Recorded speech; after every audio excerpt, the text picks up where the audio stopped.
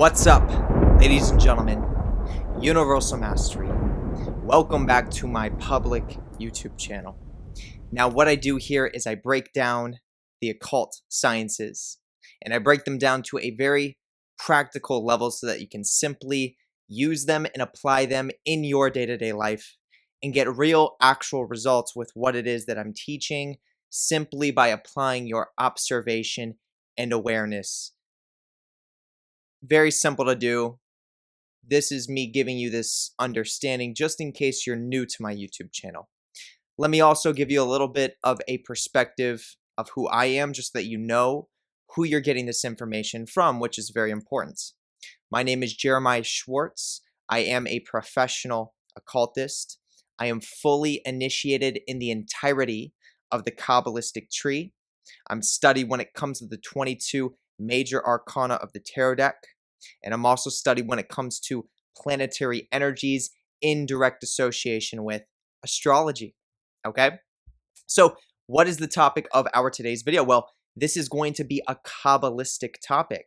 Okay, so primarily what I'm going to be speaking about is one of the biggest lies of Kabbalah itself, that so many Kabbalists in general, so many occultists, and so many people that study the Kabbalah actually believe in, okay?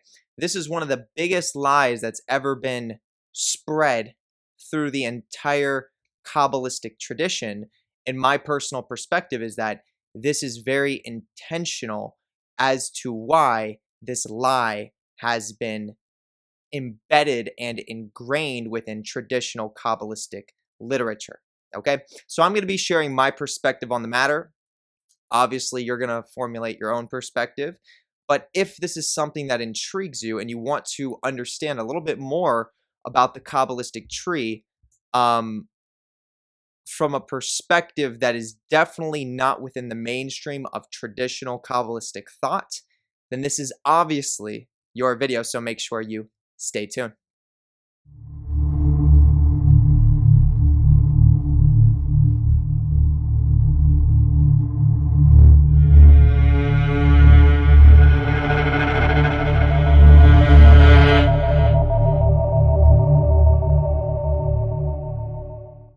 Okay, so let's go into it. So throughout my YouTube channel, I've discussed over and over again, many different times, how there are different types of traditional Kabbalistic thoughts that are directly connected to the Kabbalistic tree itself that are, and I use the word, inverted in nature, okay? The Kabbalistic tree is very important to understand. It is the system of initiation by the highest degree, okay? If you are an occultist and you consider yourself someone who is really developing occult power in occult understanding, wisdom, and knowledge, you have to know about the Kabbalistic tree, because the tree is the initiatory system that you travel through to get your knowledge, wisdom, understanding, and power. As well as the Kabbalistic tree is represented as the multiverse itself, okay? This is not what the video is about, me sitting here explaining how important the Kabbalistic tree is. This should already be understood by now, okay? So obviously, with the importance of the Kabbalistic tree itself, hypothetically speaking, if there was potentially a group of people, or maybe a group of families, that didn't necessarily want the information of the multiverse to be known at its roots to the mass collective, then obviously this hypothetical group of people would probably try to use the Kabbalistic tree in a way that is promoted to the mass collective that is actually backwards, that is actually inverted. So basically, in a nutshell, what I'm saying is that if the Kabbalistic tree is a reflection of the multiverse, and it is very powerful once you actually understand it, there could potentially be people that have access to knowledge, literature knowledge, that then influence the idea of the Kabbalistic tree itself to be promoted in a way that is actually not rooted in its primal nature. Meaning, maybe the traditional Kabbalistic understanding that you have and the traditional Kabbalistic tree that you see, if you ever look at the tree of Kabbalah, maybe there are things on that Kabbalistic tree that are actually not rooted in its primal nature. And also, maybe the entire mythology that goes behind the production of where the Kabbalistic tree came from and how it came into being, maybe that mythology itself is not 100% authentic in regards to its primal roots as to where the Kabbalistic tree really came from. Okay?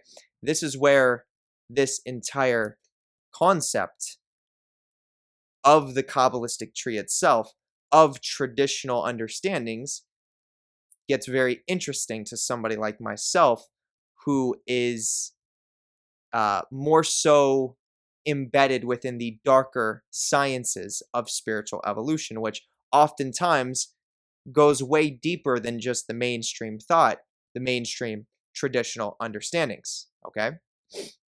They call it the dark arts for a reason, dealing with the unknown, dealing with the hidden, the unconscious and subconscious much deeper than the average person dives in to those areas. Okay, so what is it? What is the biggest lie? Okay, this is important to understand. Okay, so traditionally, this is where we're going to start. Traditionally, we have heard, and you listening to this may have heard if you have any Kabbalistic knowledge, that the Kabbalistic tree started with the Sephiroth. Okay, so first you had Kether, which is labeled as the first sphere on the Kabbalistic tree. You have Kether, Chokmah, Binah. Then you have Chesed, Gavura, Tifereth, Netzach, Hod, Yesod, and Malkuth. Okay, in that order that I just mentioned, going down 1, 2, 3, 4, 5, 6, 7, 8, 9, 10. Okay, this is what's known as the Sephiroth. This is the Sephirothic tree that is known to be the tree of life within the Kabbalistic Judaic traditional lore of how the Kabbalistic tree exists. Now, what they say is essentially that God created the spheres, the Sephirah, on that Kabbalistic tree, starting with the first sphere, which was Kether, going all the way down to Malkuth, which represents the physical plane as it's ruled by Earth. Okay? Now, in regards to the connection between the Sephiroth, the tree of life, and the Qliphoth, which would be represented as the tree of death, they say that the leftovers from God's creation as God was forming the spheres or the Sephirah on the tree of life, the residue, the leftovers, became the Qliphoth. Right? So basically what's said is that the Qliphothic realm, which in translation from Hebrew to English represents shells, primarily husks, this is what was left over from the spheres on the Sephiroth, from the tree of life. Okay?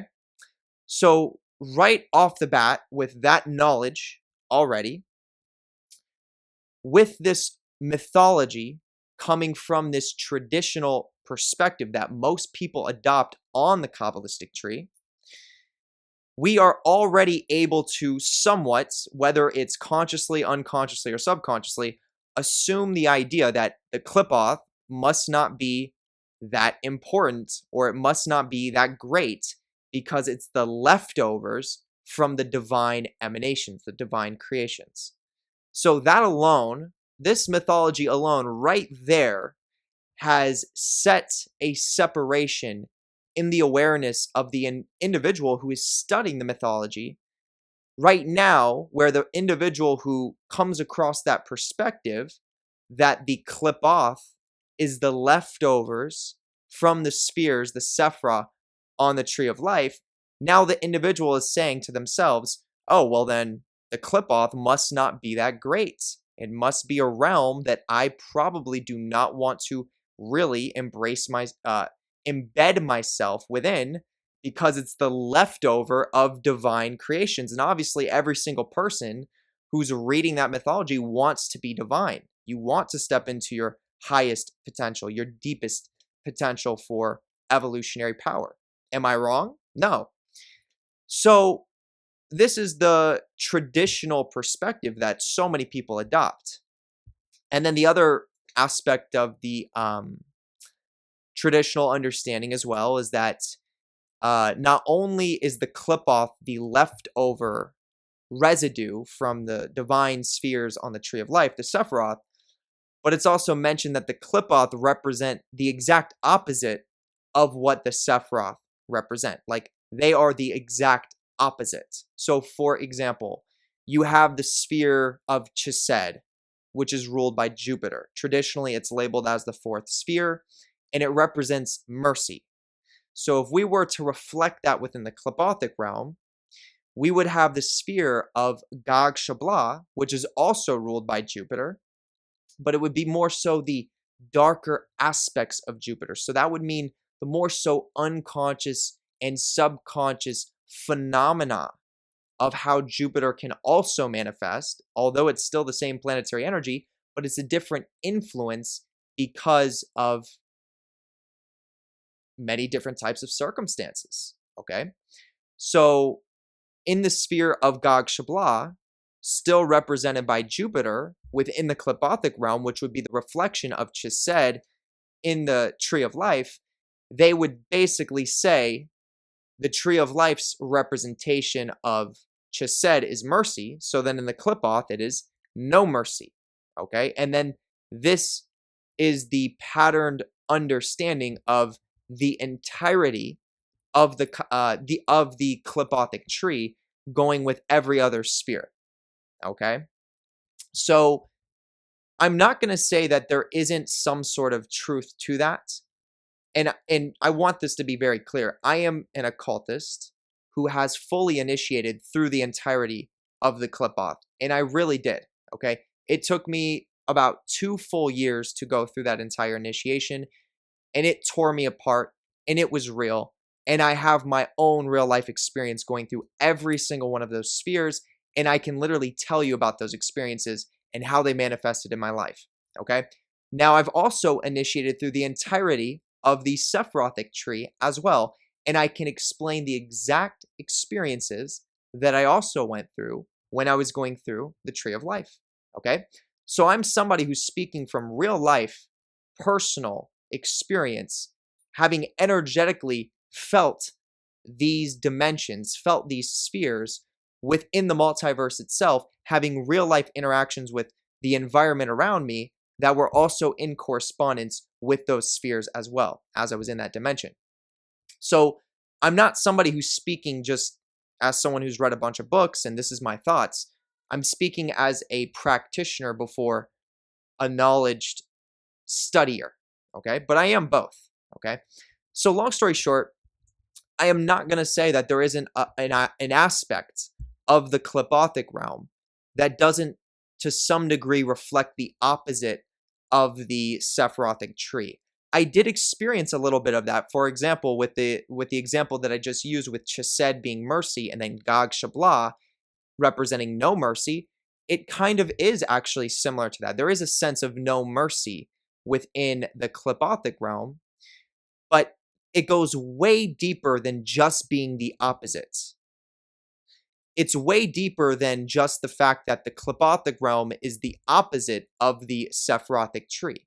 It is way deeper than that, and it gets much more dynamic, okay? Now, there is also a reason as to why within the Kabbalistic realm, it reflects those opposite types of emanations that you would get within the Sephirothic tree, the tree of life.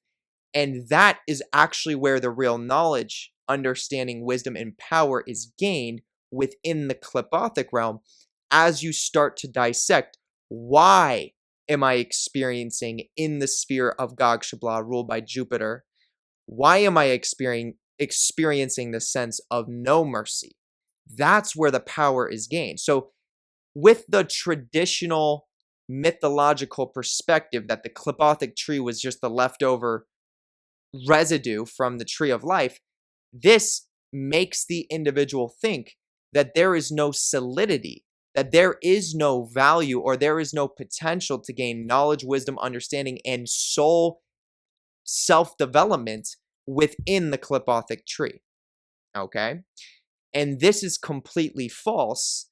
And to my belief, to my perspective, I 100% believe that this was done intentionally. I 100% believe that just like what we see in the real world today, once again, as above, so below, as within, as without, there are similar patterns in life that manifest over and over and over again.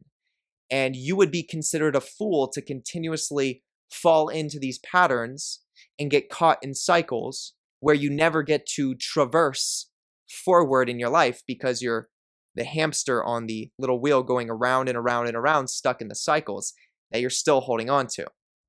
Okay, so once again, when it comes to the idea that the Kabbalistic realm is not important and just the leftovers from the Sephiroth, and that you probably won't find any value other than the fact that you'll see things that you don't want to see, you'll have to experience things you don't want to experience, and it's just doesn't have its role in evolution. It doesn't have its place in the divine structure, which would be the tree of life. I mean, we see the same concept in our today's world with religion, where this group of entities, the angelic, are venerated, and then you have another group of entities which are demonic, which are demonized. Okay, but once again, when you go back in time, when you go back into more so ancient history, you come to a point in time, a couple thousand years ago, where there was no demonization. Even within the mystic communities, even within the spiritual communities, the spiritual people, the spiritual orders, the spiritual groups, there was no this is good and this is evil. There just was, what can we do to further evolve our souls and further understand the spirit? Okay, so isn't that crazy? Like, think about that. A couple thousand years ago, there was not this belief of good versus evil. Okay, this is real, and you can really do some of your own studies to figure this out yourself. But this is based on real ancient history. Okay, so fast forwarding all the way now to our today's time, the way Kabbalah is established the way it is with its own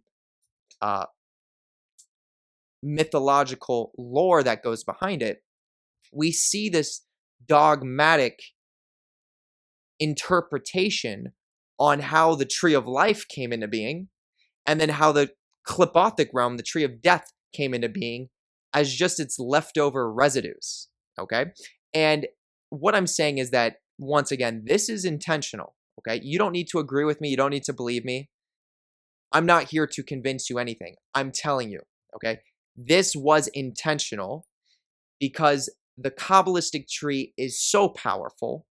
And if you understand the primal roots of this tree and understand the importance also of the Kabbalistic realm in correspondence with the Sephiroth, you are going to be a force of nature that people cannot, let's say, fuck with. Okay? That's what I'm going to say. Now, let's go back even farther before the Judaic lore and the mythology came out about the Kabbalistic tree and how it really came into being the way that it said it came into being. Let's take a look here. When we go back to the Mesopotamian ancient culture and with their mythology, they had a mythology that revolved around the Enuma Elish. Okay, so in the Babylonian times, there was a main tradition that was highly venerated and believed. And this is about 4,000 years ago, which was called the Enuma Elish. Okay, this was the Babylonian creation story, but originally where this mythology actually came from was further back than just Babylon itself, to the Mesopotamian Sumerian cultures, which was somewhere around the 6,000 year mark. Okay, now I'm not saying that this traditional mythology is 100% correct, and I agree with it 100%, but I think they definitely added some ancient principles and key concepts to really grasp that are important to understand, that was leaving little clues to the truth of primal evolution and primal creation itself. Okay, so long story short, I'm going to keep this short. There was this idea within the Enuma Elish that everything was created by Tiamat. Tiamat was the representation of the Dark Mother, evolutionary source of chaos. Okay, and it literally describes within the Enuma Elish that Tiamat created everything. Okay, it created you, it created me, it created aliens, it created demons, it created anything. Okay, basically representing that everything was birthed and everything came from the womb of chaos, which is true. Okay, and I'm telling you from personal experience. Now, from that creation, within the mythology, there was a separation where now Tiamat is trying to, or excuse me, I should say, now the civilization at the time, the group of people are trying to destroy Tiamat, trying to represent defeating chaos to hold on to order and structure, which is important. You're supposed to have order and structure, and you have to figure out that dynamic between having order and embracing chaos and creating order out of chaos. But to create an entire mythology, an entire venerated and worshipped tradition that destroys chaos, that destroys Tiamat, that's when you're going to start creating problems on a mass collective level, the more people buy into that mythology. But long story short, even the point is, within this Enuma Elish creation story, it was said that Tiamat created 11 primary demons. Okay, this was some of her basic first creations in regards to this rebellious phase that was taking place within the tradition itself, where Marduk is basically trying to, basically Marduk and all these other entities and all these other gods are trying to figure out and band together, come up with a plan on how they're going to defeat Tiamat. And in that process, Tiamat creates 11 primary demons. Okay, 11. And this number is important to understand. And really the reason why Tiamat is doing this is because these other gods that are trying to fight against her ended up killing, one of them ended up killing off her husband, so to speak, or Absu, which was her partner that helped her to create everything from her womb of chaos. Okay, so within the tradition, she's upset at this point. Okay, now in reality, this is pointing to a very profound truth in regards to the creation of the multiverse itself, which literally is the Kabbalistic Tree. So it was said that Tiamat created 11 primary demons. And this is before any of the idea of, the Kabbalistic Tree of Life or, the angelic were really in play at this point. Okay. So the number 11 is significant because when you look at the Kabbalistic tree in general, whether it's the tree of life or the tree of death, you're going to have 11 spheres. Okay, so in the beginning of the video, I mentioned 10, but there's the 11th hidden sphere, which represents death and is most oftentimes ruled by Uranus. Okay, death represents death, and it's the hidden door on the Kabbalistic tree that can take you to different locations of the tree itself, of the multiverse itself, and it also represents death. Okay, so it's said within this ancient tradition, within this ancient mythology that predates the Kabbalistic Tree of Life coming into being mythology, that Tiamat created 11 primary demons. And now when I think of this and when I observe this mythology that's more ancient than traditional Judaic mythology, this is associating the idea that the Klippothic realm, what is known to be the shells and the leftover residue from the more so recent traditional perspective of the tree, from this more ancient perspective, it's associating the Klippothic realm came before the Sephrothic realm. Okay, so this is basically saying that the tree of death is actually the roots to what gave birth to the tree of life. Okay, and this is basically like a big game changer to anyone who has really adopted the perspective that the tree of life was the first creation that then produced the Klippothic realm. But what I'm telling you is that this is not the case by any means. And I'm telling you this once again as a occultist who has gone through these initiatory systems myself and has literally naturally observed this exact phenomena that I'm telling you about now. Okay.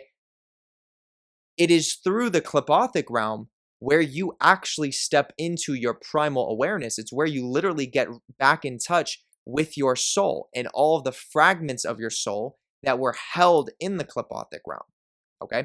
So from the traditional Judaic perspective, you're told the Klippoth is literally the underworld and that there typically is no value to be gained within the Klippothic realm because it's just the leftover residue, when in reality, this is not the case by any means. The Klippothic realm were the areas and the dimensions of the multiverse itself that are primarily negative and dark energy in nature that actually came before the positive charge came, which then eventually produced the other polarity of those Klippothic spheres, which turned into the tree of life, the Sephrothic spheres. So literally what I'm telling you is that the Klippoth came before the Sephiroth. The tree of death, we could call it the tree of death, or we could call it the roots, came before the upper portion of the tree. And I'm telling you this is advanced information, and this is knowledge that not even a lot of extremely quote-unquote well-studied Kabbalists even know about, because they're so bought into the traditional mythology, because that's probably what they were taught right when they started their own studies and experiments with the Kabbalistic tree. And if that's the case, then if they're following that mythology, then they probably don't even have an experience with the Klippothic realm, which is always a red flag. Why would you want to take advice and gain knowledge from anyone who's going to tell you about something that they've never personally experienced? Okay? It's like, that is the biggest red flag you could ever come across. Okay? Someone who is going to tell you, don't do this, don't go in this direction because, and then they're going to tell you based off something they read. And then you can ask the question, why shouldn't I go in there? What happens if I go in there? You know, what happens if I do experience this thing you're telling me to stay away from? And then their response is simply going to be empty, because they don't have their own experience to share with you of why you should not embrace that aspect of evolution, so to speak. So once again, as someone who's been through the entirety of the Klippot, it is dangerous. There are risks within the Klippothic realm. It is not for everyone, but I'm telling you, if you're really here in this lifetime and you're really wanting to gain a real solid awareness of your true primal nature and step into real knowledge, wisdom, and understanding, it is in the realm of the Klippoth where this is going to take place. 110%. I know this for a fact from personal experience, okay?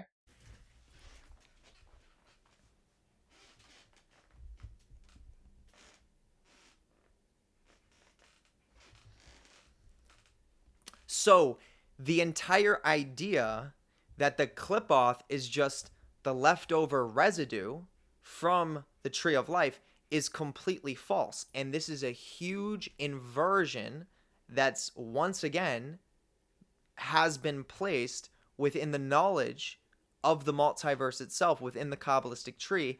And most people that study Kabbalah, they believe that this is true. And it is what it is. Once again, I'm not here to change your mind. I'm not here to convince you. Knowledge is knowledge. And knowledge eventually equals power from experience. And I have that. I have the knowledge that I have. I don't need you to agree with me. I don't need you to believe me.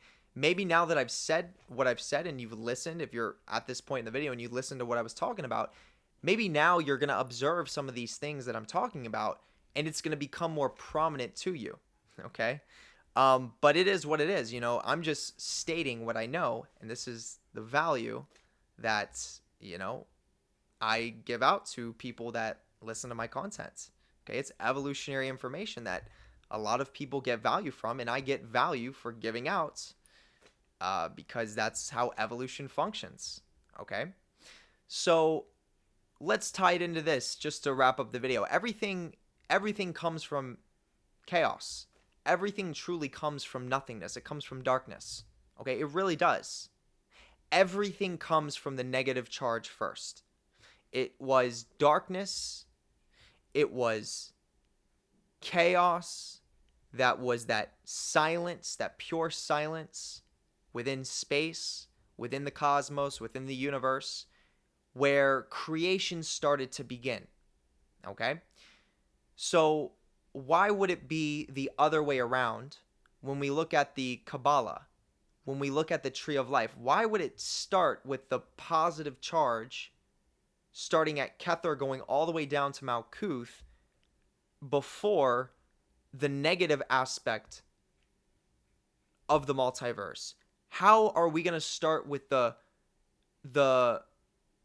life on the top of the tree? How are we going to start with the fruits on the tree itself, the branches, the vines, the maybe, whatever it is, flowers, whatever the case? How are we going to start with that first when we can't even establish the roots yet?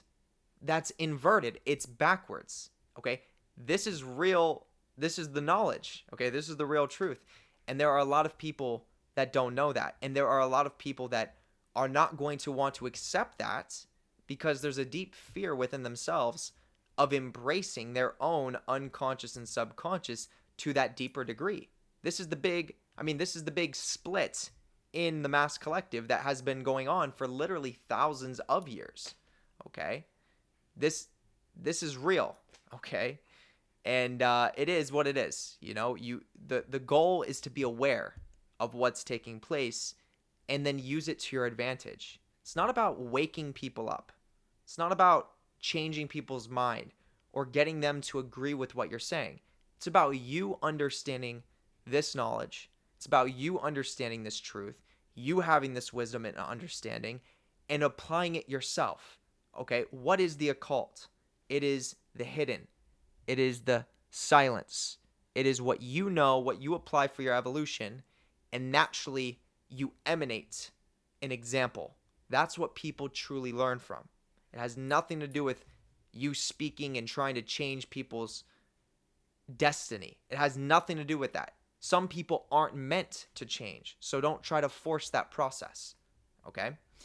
And yeah, so as I'm saying, everything came from that nothingness. The 11 spheres of the Qlippothic realm were first produced by Tiamat, the Black Dragon, the primal mother of evolutionary chaos, and then came the illusionary aspects of the multiverse, which was the Sephiroth, which was the Tree of Life. I've talked about it many times. Universe A, in regards to our multiverse, is the realm of illusions. Okay? It is the realm where we like to establish a name. We like to establish an identity in the world, in the physical world. We like to stand for something. We like to be known for something. We like to know who we are.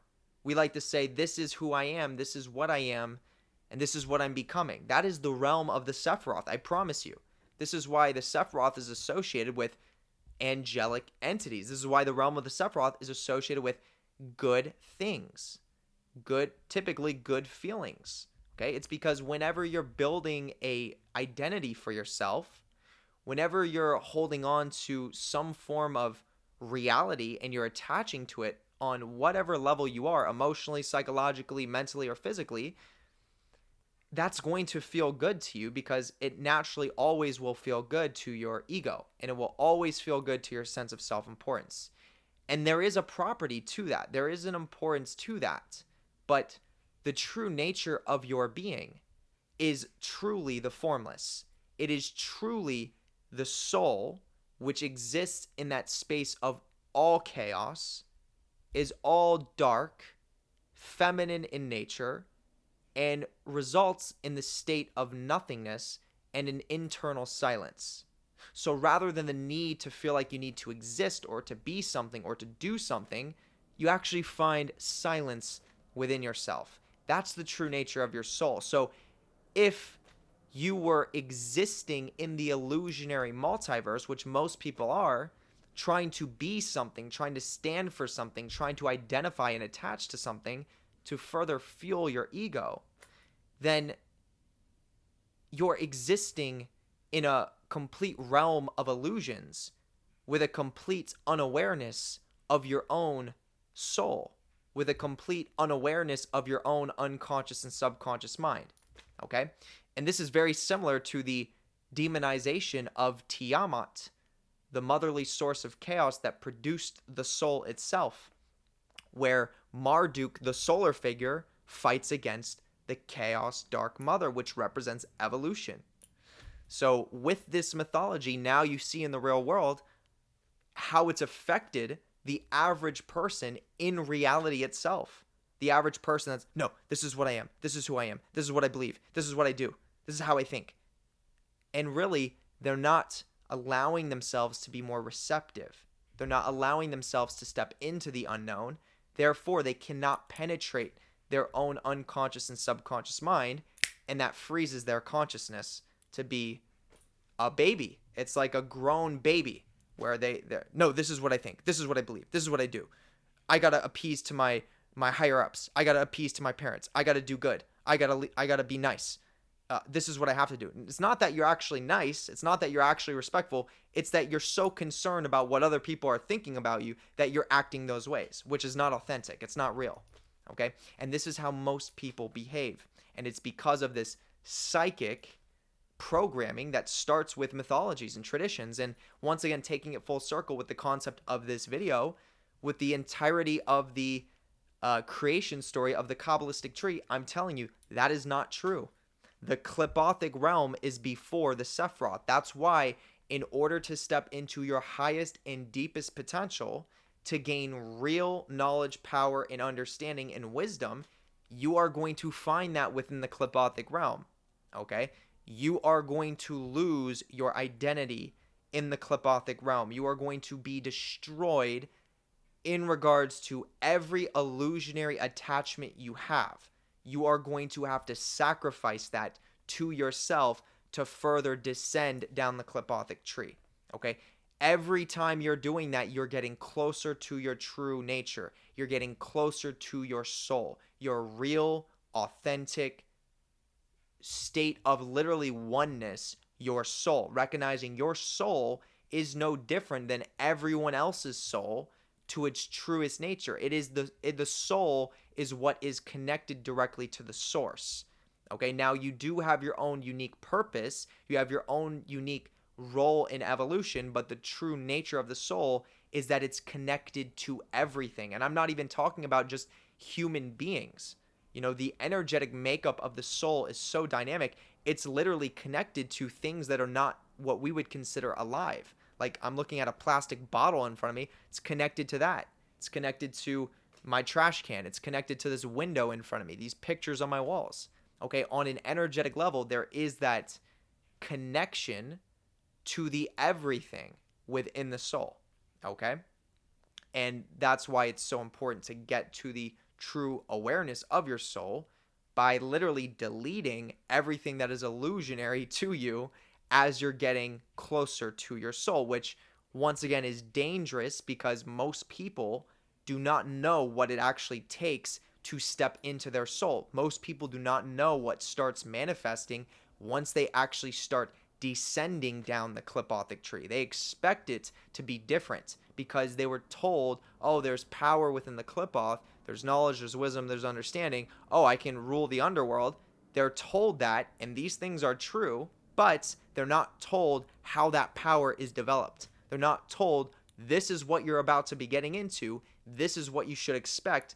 Are you actually ready for it? People are just diving in, and then next thing you know, they're in a psych ward. Next thing you know, they're literally having psychotic episodes because they weren't ready to process their deep unconscious and subconscious, and they truly weren't ready to transform in the way that they thought they were. Okay, so this is the knowledge. Okay, the Kabbalistic realm is more ancient, it is more primal than the Sephirotic tree, the tree of life. In reality, there is no separation between the tree of life and the tree of death. Okay, let me say that one more time. In reality, there is no separation between the tree of life and the tree of death. It is all one tree, but there are different aspects and areas of that same tree which represent the tree of life. That's what I call it, the Kabbalah tree. Okay, so the top of the tree, you have the Sephiroth. Then the back of the tree, you have the tunnels of Set, Universe B. Then you have the bottom of the tree, which is the roots of the tree, which is the Kabbalistic realm. And then the back of the Kabbalistic realm, you have Universe B of the Kabbalistic realm. These are all different locations of this one Kabbalistic tree that all play very different yet important roles in your evolution. And you don't need to know them the way that I know them, but you need to at least be aware that when you hear people talk about the Qliphoth and when they say that there is no power to be gained within the Qliphoth and that all it is the leftover residue that comes from the emanations of creation itself, you want to be aware of that. Okay, once again, do you need to believe what I'm telling you? Absolutely not. But for those of you that are really going to absorb this information, you want to be aware of when people speak like that, when they say those types of things, because, you know, now after watching this video, you have the real perspective of what the Kabbalah tree of life is and how it came into formation. It came from that same void of chaos. It all came from nothingness. Then there was the Qliphoth. Then there was the Sephiroth. Okay, Universe B came before Universe A. Okay, we are the beings that establish the illusionary dimension. Okay, so through our own mental plane, all of us as human beings, we're the ones that make solid the illusionary multiverse. Okay, and there's nothing wrong with the illusionary multiverse. There's nothing wrong with the mental plane and existing within an illusionary realm. Okay, there's nothing wrong with that. The only problem is when there's not an understanding of your true nature, of your foundation, while you're also existing in an illusionary multiverse. That's when you start to think the illusionary multiverse is your true nature, when in reality it has nothing to do with your true nature. Okay, so then you get caught up in the mental plane, and that's when you start to create a mental Qliphotic realm for yourself, where your soul starts to fragment in the Qliphotic realm, in Universe A of the Qliphotic realm, because you're consciously repressing and suppressing your own unconscious and subconscious mind, and you're not allowing yourself to embrace the feminine energy within you. You're not being receptive. You're not being open to the unknown. You're being rigid.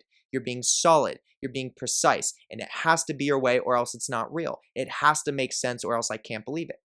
That's the reality that most people exist in, and that's what becomes manifest when you identify your true nature, your true roots with an illusionary multiverse. Okay? So that's what I'm going to say. We're going to leave the video there. Now you have the information. Do what you will with that information. Those of you that are meant to have it, you're obviously here and you're receiving it. Okay? So I'm going to leave it there. Ladies and gentlemen, if you enjoyed this video, come down here and hit the thumbs up. Okay? Definitely make sure you hit thumbs up only if you enjoyed the video. If you didn't enjoy it, then definitely hit the thumbs down, okay? But I can imagine you probably enjoyed it, okay?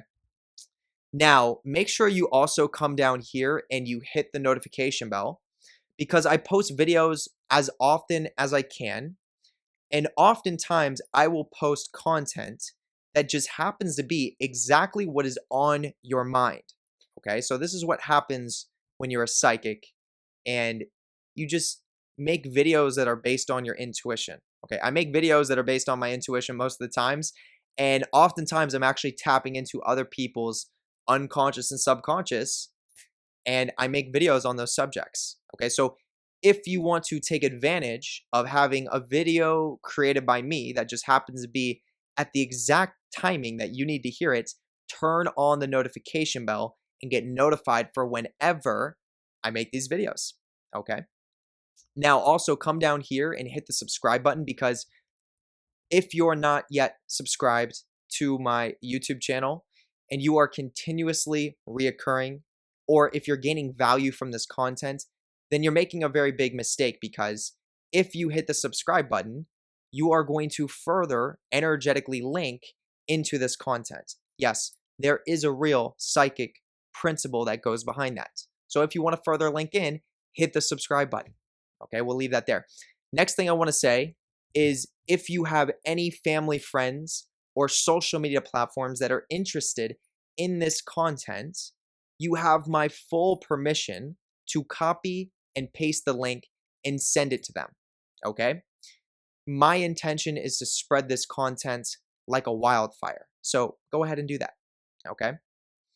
Now, the next thing I want to say is come down here and add me on Instagram, okay? Extremely easy to type in, JER_477 and see what I do on social media platforms, okay? Now, if you would like to gain access to a private Facebook community where there's about 400 members, people post on it daily, and from my own observation, there is tons of valuable information that's being posted on that private Facebook community, then what you can do is you can go into the YouTube description, you click that little drop down, scroll down, and then you're eventually going to come across a post that says private Facebook community. Right underneath of that, there's a link. Click the link, follow where the link takes you, and then you can request to join in the private Facebook community, and I will add you in, okay?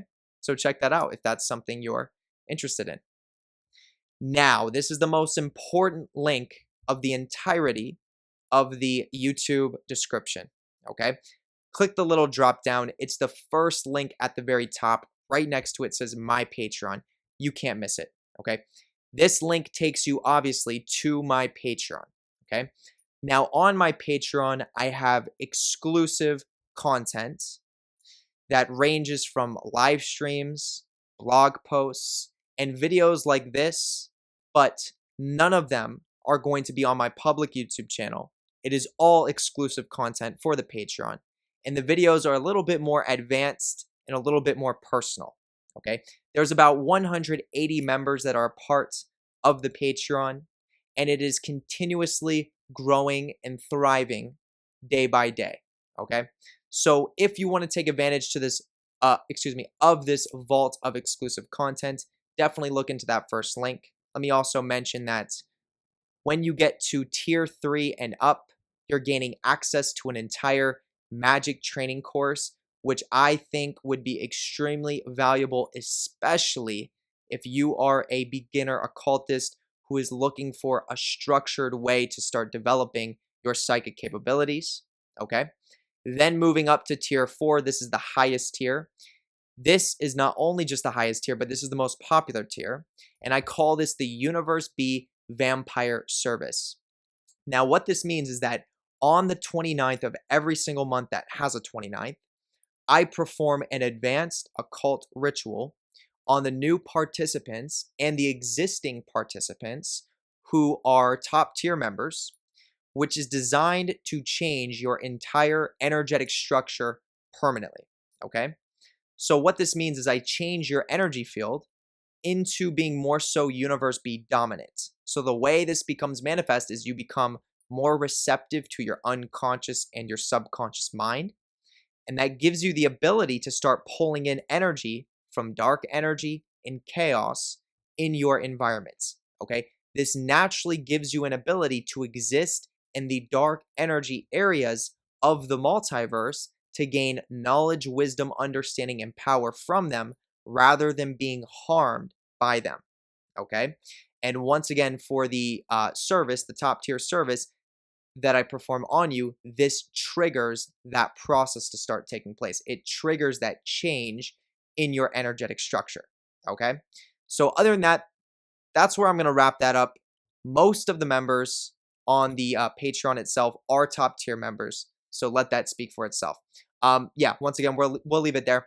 If you're interested in that fourth tier, first link in the YouTube description. Okay. Now, with that being said, I would love to give a special shout out to all of the Patreon members, specifically for taking your knowledge, practices, and understandings literally to that other side. Okay. So huge shout out to all of you, ladies and gentlemen. Now, the second link that I want to take your awareness to is right within that YouTube description. Okay. Second link below. You can't miss it. This is where you can book your own personalized tarot card reading with me. Okay. Now, in this tarot card reading, I can literally tell you what you're feeling, experiencing, and going through in the present moment, and then tell you what to expect moving into your near future and your long-term future based on your position on the Kabbalistic tree. So I can literally tell you where you're located at, basically within the multiverse right now and where you're headed. Okay. Very valuable reading. I've done over 400 readings. I get tons of valuable feedback, and I do about one reading every single day. Okay. If you want to take advantage of this, if this sounds like something you're interested in, second link below. We'll leave it there. Now, the third link in the YouTube description, this is where you can become a YouTube member. Okay. Now, as you become a YouTube member, you gain access to many different types of benefits. Specifically, when I do live streams, you have a badge that appears next to your name. You get special shout outs. You can leave a question every single month that appears in the same format as a super chat. Okay. So I cover it the exact same way, first and foremost, and in the most depth. Okay. But most importantly, what you gain access to is you gain access to what I call the Psychic Warfare Emoji Program. So as soon as you become a YouTube member, you gain access to a series of emojis that are specifically created by me that are utilizing real occult principles within the emojis themselves. And you can use these emojis in a certain configuration to cause psychic damage to a target of your choice. Okay, Psychic Warfare Emoji Program. And there are over 1,000 posts right now where people are using this system. There are even people as we speak right now who are using this system. Okay, so if you want to take advantage of it, definitely look into it. Third link in the YouTube description. Now, the fourth link in the YouTube description, this is the last link that I want to take your awareness to. This is where you can book your EMF incense sticks. Okay, so this is going to be the electromagnetic frequency incense sticks that I've personally created myself. Okay, these are not sticks that you've ever seen before. I promise you. I've even tried to find them. But basically what I do is I mix these sticks with a specific occult formula that helps to further access the 11th sphere on the Kabbalistic tree, which represents Dath. Okay, so this is the sphere that creates manifestation. Okay, now not only that, but there's an essential oil that's also mixed in with these sticks, as well as a formula of monatomic gold. So I place 11 drops within the base of monatomic gold so that these incense sticks literally soak in and soak up some of that monatomic gold itself. Okay, so that this is literally what gives them their electromagnetic frequency properties, on top of the fact that they sit in a base of clear quartz crystals and real citrine crystals as well. Okay, every single one of these sticks will literally last you up to an hour long, and they smell absolutely amazing. Okay, so if this is something that you want to take advantage of, and you would like to purchase a bundle of about 50 sticks then go ahead, place your order at the 4th link in the description, and I will ship them out to you ASAP, okay? Other than that, that's where I'm going to wrap it up. Ladies and gentlemen, I hope you have a wonderful rest of the day or night, wherever you are, and I will see you on the next video. Peace.